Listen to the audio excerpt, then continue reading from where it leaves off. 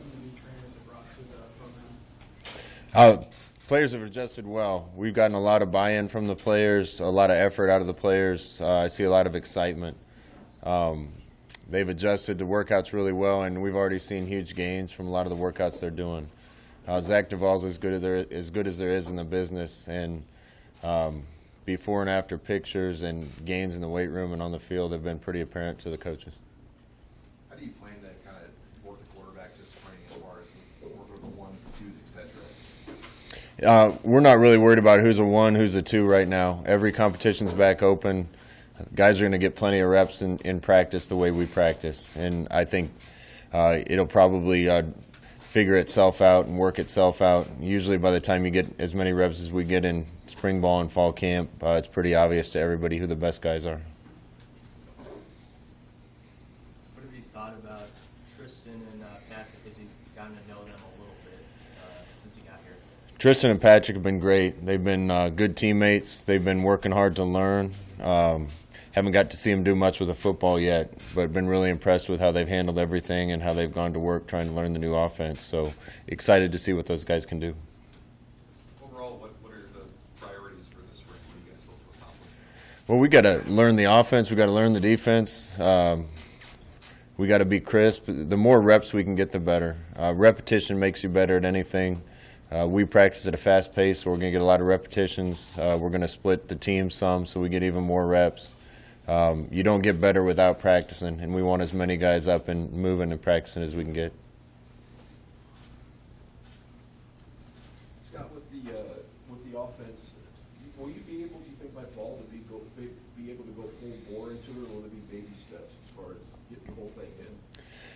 You know, we just went through this process 2 years ago, installing schemes on both sides of the ball and special teams. I think we're going to be better this time around than we were last time as a coaching staff. I've been really impressed with this group of players and how quickly they pick things up. But usually you're not limited by how much you can get in, it's the detail of what you get in. And there's a lot of little details that go into the execution of what we're going to do on both sides of the ball. The more reps you get, the more familiar you are with those details and the better chance you have of being successful. So we'll get the majority of what we want to run in. It's just a matter of how much of that we run well. Scott, what about this first practice on Friday? What do you want to see, especially knowing that the guys will be on break for that week probably? Hey, we want guys to dive in head first. This is going to be a different practice format for them. It's going to be a different tempo for them. There's going to be a lot of new things. We're just right now figuring out where to line up for stretch. You know, so there's going to be some sloppiness to the practice. But I don't want to see guys dip their toe in the water. I want to see them dive in head first, do everything they can possibly do full speed. We're going to make mistakes. We don't have a coaching staff that's going to yell at them or cuss at them for making mistakes. We're just going to teach them to do it the right way. So I want guys to go at it as hard as they can and approach it with an attack mentality. Will your quarterbacks go through contact this spring? No, we usually keep the quarterbacks out of contact. There's a few times, once or twice in the spring, once or twice in the fall, that we might make them live outside the pocket. But for the most part, we just need those guys to be learning and improving. Coach, you said ideally 150 was your number of players that you wanted to have on the roster come summer with practice or tryouts rather yesterday for walk-ons. Is that still your number? We're still kind of working through the number, and we're not going to get all the way there overnight. You know, unless you can suit up and put on a helmet for us, I don't know if we'll find 150 guys right away. We want the right ones, and through the walk-in program and recruiting, we'll get to that point. But that's going to be work in progress for a while. Scott, you had an open practice last night for anybody on campus. How did that go, and what did you find? You know what's great about that is just seeing kids that played high school football in Nebraska and the surrounding states coming out and working out for us. There's some really good kids. There's some good athletes. We're kind of in a holding pattern right now because of not exactly knowing our numbers or where we want to land or where we possibly can land. But we wanted to get an idea for what was out there and if there was any kids walking around on campus that might be able to help us. Did you find it? We'll see. We're still kind of working through that to see if we're going to add anybody or not. But we have a better feel for our numbers before we're going to be able to add too many. Do you have a real sense of what you're working with as you take over? What's in the We're starting to get to know the team better. We've been able to have some workouts on the field with them as a coaching staff. Obviously, our weight staff has spent the most amount of time with them. But you never really know how somebody's going to function until you see them on the practice field and on the game field. So we're getting to know the players as football players and also as people, and look forward to get to know them better and developing those relationships. But spring ball is going to tell us a lot. What's the latest on Breon Dixon and the waiver, I guess, if he could possibly be eligible this year? We're not sure on Breon yet. He's doing a good job in workouts right now, and we're glad to have him. I know there's several kids that have left an institution that are looking to see if they can be immediately eligible or not, and I don't think that's worked out yet, and I don't think a NCAA ruling's coming down yet. So I'm sure you'll find out when I do. Do you have any updates on Tyjon Lindsey and his health? Tyjon's doing great. He had that setback, and again, I take responsibility for that. You know, we were putting him through some tough workouts, but we did the best we could to monitor that and try to limit early workouts. And ever since then, he's done a great job. He's gone to work learning. He looks quick and fast, so excited for him in spring ball, and he seems to really be enjoying what we're doing. Who do you think is going to be held out of spring football? Yeah, we'll have a few, some guys that have been hurt, a few that will be limited or maybe able to come back through the middle of spring ball, and some, I guess a handful that probably won't be able to participate in spring ball. Who are those players? I got the list right here. It's funny you asked. JoJo Doman had a knee, and we don't think he'll be back for spring. Luke Gifford with his hip probably won't be back for spring. Cedric King has a chance to be back. Trey Bryant could be back and limited in some capacity. Cole Conrad the same. He's going to get checked up when he gets back from spring break, and we'll evaluate and see if he can participate or not. And then Michael Decker is getting close, but probably won't be able to practice during the spring. Who do you, since Decker and Conrad were 2 year centers last year, who do you look at that spot early in spring? You got any eligibility left? No. Okay. I mean, fat anyway. There's some guys that we can put there, and again, we're going to play the best 5 linemen no matter who they are. So if we have to move a tackle to guard or a guard to center or vice versa, we're going to look at that. So again, we're getting to know the guys right now, and I think a few practices into it, we'll have a better idea who we think can play those positions. What will that adjustment be for the offensive line going from pro style into your system? I mean, do you think it will help some of these guys making this move into your system? Yeah, I do. I'm excited to watch some of these guys. First and foremost, the differences in their bodies and their strength and conditioning right now is apparent, and so I'm anxious to see them be stronger and be able to move people. I'm anxious to see them be in better shape and be able to play at a fast pace. We got some athletic guys up there that Coach Austin has to work with. This system does a lot of favors for offensive linemen. The tempo that we play at helps to wear out the defense, keeps people on their toes. We get simpler looks because it's hard to get complicated blitzes and looks lined up if we're going fast. So there's a lot of things that can help an offensive line, and I think those guys will learn to appreciate those things as we go forward. Scott, you mentioned it's going to be a different format, a different tempo for these guys when we start practicing. Could you elaborate on that? Just what awaits these guys?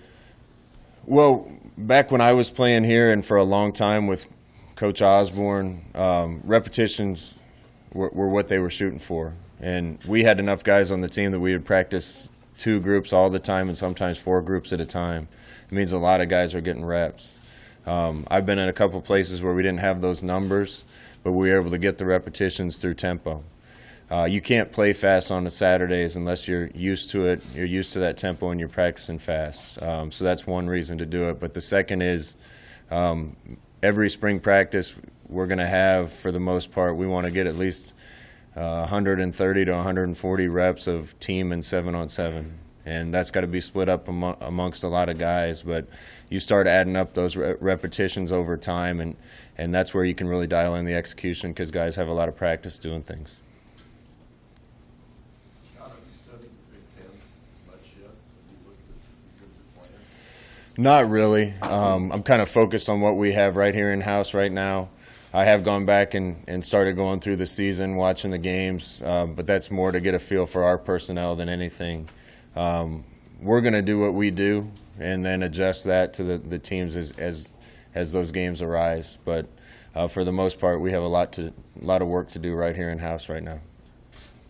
When you have guys that maybe are going to play a different position or you're thinking about moving them, how do they navigate spring? Are they in different meeting rooms or do they just do one thing until they make a decision on maybe something else? Yeah, moving somebody from slot to running back or guard to tackle isn't a big move, and those moves are easy. If there's anybody that we feel could help us quicker on the other side of the ball or something, we'll just sit them down and have conversation with them.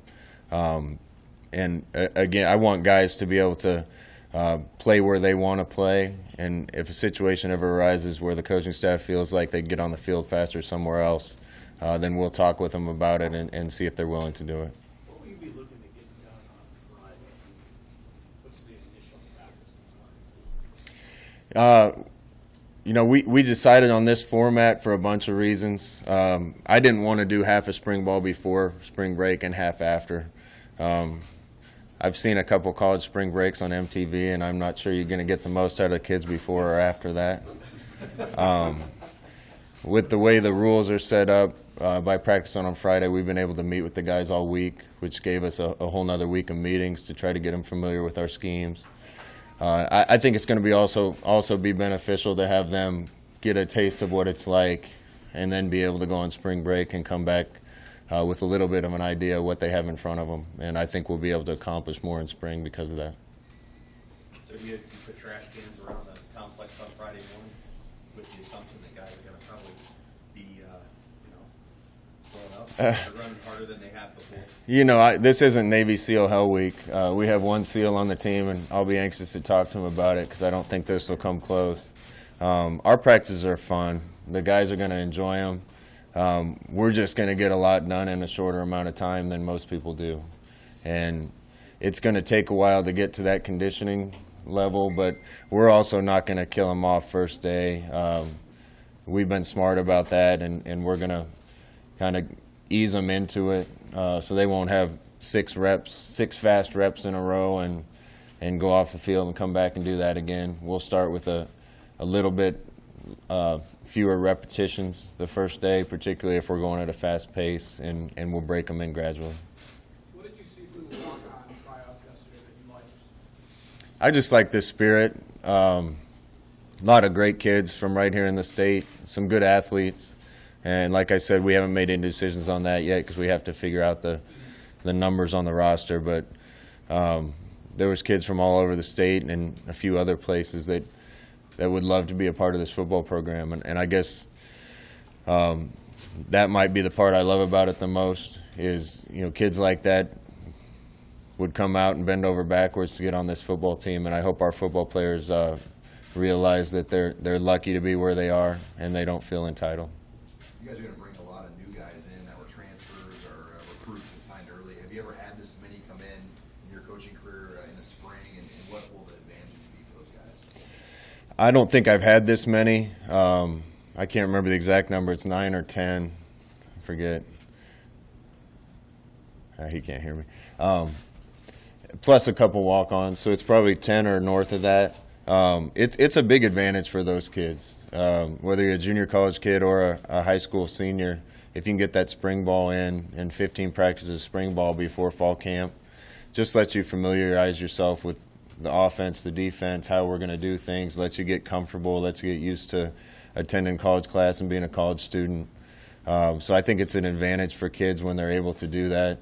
The kids we brought in are functioning real well in the classroom, on campus, and have done a good job working out for us, so they're welcome additions to our team. I've seen a couple players mention the theme of not having a fear of failure. Is there a message you've kind of imparted on them as they go into spring ball? Yeah, one of our sayings is have a desire to excel and no fear of failure, and part of that is on the coach's responsibility. I mentioned that we're not going to yell and scream at kids. We're not going to cuss at kids. I don't think that's the right thing to do, and I also don't want to make kids afraid to go make a great play. If someone misses a tackle or drops a ball, they don't need to be yelled at. They need to be taught the right way to do it so it doesn't happen again. And once you take away that fear of what might happen if you make a bad play, it really frees you up to go make great plays. So I want our team to always play with the desire to excel and no fear of failure. Is that something you took from Coach Osborne? No, I think that was a Mike Tomlin somewhere back in the day, and that's the way he coached us, and we all loved him for it. You've already worked with Brotherhood down Central Florida now. He gets a full-time assistant gig. How much are you excited to see him kind of relish in this role? Barrett Root is going to be a great coach. He was a great player for a reason, and only part of it was his limited athletic ability. He's a good golfer, though. I should mention that. But he was a great player in large part because of his mentality, his toughness, his work ethic, and dedication. Those same things are going to make him a great coach, and he's already been a big part of what our staff has accomplished and has bright things ahead of him as a coach. It's good to have him home. Coach, how have you settled in? I mean, the kind of the whirlwind, obviously it started, and now a little time maybe to kind of catch your breath and get settled into your new digs. How's it gone for you so far? We're starting to feel more comfortable. It's been a transition for us, and we didn't have a lot of time to do that at the beginning. We kind of hit the ground running and had to put a lot of things on the back burner. But I think most of the staff is here now, and for the most part have found places to live and are getting settled. And I think the majority of us is just looking forward to being football coaches again, and spring ball is going to give us that opportunity. When you look at the running back spot, it's been 3 years since running back here at Nebraska rushed for 1,000 yards. When you played here, and really even after that, it was running back. When you look at that position and assess it, how do you want to maybe restore it to what it used to be even just a couple of years ago? Well, our offense is always going to be committed to the run first. To varying degrees, we've thrown it and run it depending on our talent. But we can't go as an offense, and really no offense can go if we can't establish a run. I've been part of this offense for a long time, and we've had guys like LeGarrette Blount and LaMichael James, Kenyon Barner, DeAnthony Thomas, Royce Freeman, Adrian Killens, and Otis down in Florida. And those guys all became big-time players and players people recognize because of the style of our offense. So there's great opportunity here for running backs today and in the future. And we'll let those guys battle it out and determine who the best guy is, and we'll see if we can fix the 1,000-yard problem. Is there, in watching the film from last year, do you see potential there that maybe you guys can unlock with your offense as you go back? Because all of them come back. Yeah, I'm excited to see what they can do. Obviously, we got to see where Trey's health is. Watch the first few games, and he looked really good in those games. I think Devine and Wilbon both did really good things last year. They look great right now from the workouts they've been in. They look quick and fast. Greg Bell's the guy that we added to the mix as a junior college player. We got a couple more coming in, and a couple Jalen Bradley from right up in Omaha. It looks really good right now. So we're going to get all those guys reps and see who takes the offense the best. If Trey is healthy, are you going to try and run him at 100% in spring practice? No, I want to be smart with Trey. I think his health will hopefully improve, but I think we can help that by limiting him a little bit. So we're going to be as smart with him as we possibly can to see if he can be a part of what we're doing. What are the biggest differences between your 3-4 defense and kind of what Nebraska did before last year, and how far away are you guys as far as personnel to kind of getting to where you want to be on defense? Biggest difference is hopefully we can get some stops. No, I don't know much about other people's schemes. I got a lot of respect for the coaches that were here before, and we played against Coach Diaco's defense at UConn and had a really good game with them, but I'm not familiar enough with their scheme to know the nuances and the differences. We got good players here. We need more of them, and we're going to keep recruiting to our schemes. But the players here, I love the buy-in and the work ethic that they've shown us so far, and we'll get a lot out of those guys. So looking forward to watching them practice in the spring and watching them improve. Scott, you've got to replace a place kicker. Talk about that area and what you see there. I might know more about hockey slap shots than I do kicking, to be honest with you.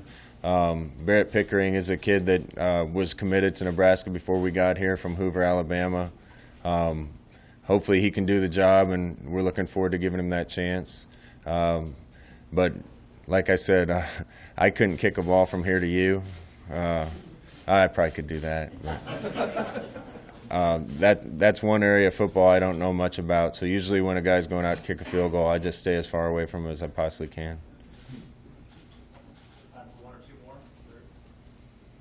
Strolled around the practice field yet? Just let it sink in a couple days you're going to be coaching for practice. You know, I've strolled around a little bit, and I usually have my head down going about my work, and then every once in a while I'll see something that takes me back 20 years, and then I get that kind of surreal feeling. The practice facility's changed quite a bit. It's beautiful now, but I still remember getting hit really hard by Grant Wistrom on the field inside the track during a fall camp.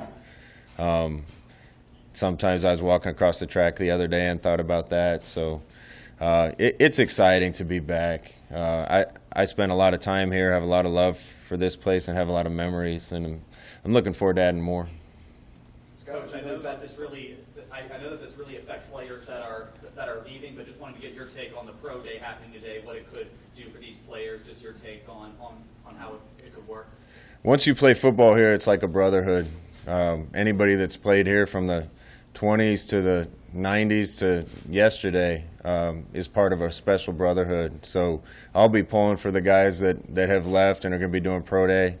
Want to see as many Huskers as we can possibly get in the NFL, and hope they have a great day. And it's also kind of good for the underclassmen to see how that process works and have a goal in front of them they can work toward. Scott, I was going to ask, kind of following up on what Sam was asking about, kind of taking in the whole atmosphere here in the practice facility. They used to have the banners up with the conference championships, and it's been since 1999. And it's a guy who was only 2 years removed at that point as a player. And what do you think of just the fact that they haven't won a conference here since '99? Well, hope we can win one. It'd be nice to put another banner up. I think Nebraska has been smart at times and probably made some decisions they want back at other times. I think a lot of Frank Solich. He was one of my mentors, and Frank averaged over 9 games a year here, and it wasn't good enough, and they got rid of him and went through a tough period. Bo, who was my linebacker coach the year I was at the Green Bay Packers, is a friend of mine, and Bo averaged 9+ wins a year. Never quite got over the hump and got the conference championship. But certainly from a win-loss perspective, it was as good as almost anybody in the country. We got rid of Bo and went through another little bit of a tough period. If we can get the program back to where it was when Frank was here and when Bo was here, I think our culture and the coaching staff we have will be enough to get us over the top to hopefully hang another one of those banners.